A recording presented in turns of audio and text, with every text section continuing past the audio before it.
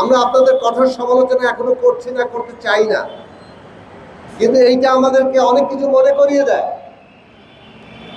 আমরা শেখ হাসিনার শাসনে দেখেছি এখানে দিনের পর দিন মানুষ দাবি দেওয়া নিয়ে বসে থাকতো, কিন্তু তাদের দাবি দেওয়ার প্রতি কেউ কোনো কর্ণপাত করতো না, রেখাপাত করতো না।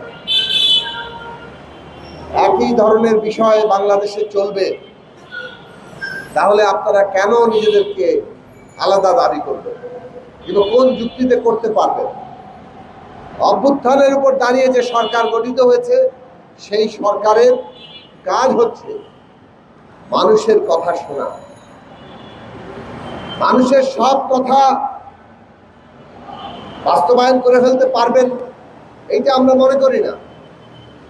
সমস্যার সমাধান সব কিছু দাবি অনুযায়ী হবে, সেটাও হয়তো অনেক ক্ষেত্রে সম্ভব নাও হতে পারে, কিন্তু মানুষের কথা তো শুনবেন, একটা সহৃদয়তা তো থাকবে, মানুষের মর্যাদা তো আপনাদের বিবেচনার মধ্যে থাকবে।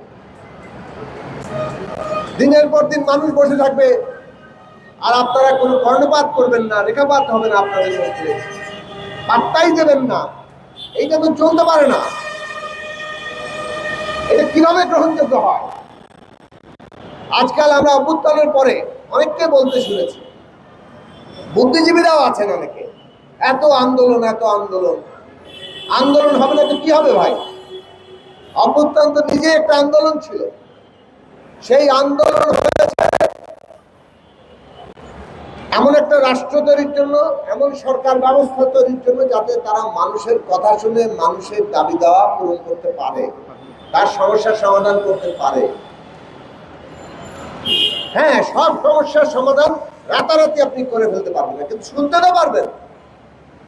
এবং আপনাদের শোনার জন্য আপনাদের একটা ব্যবস্থা থাকা দরকার।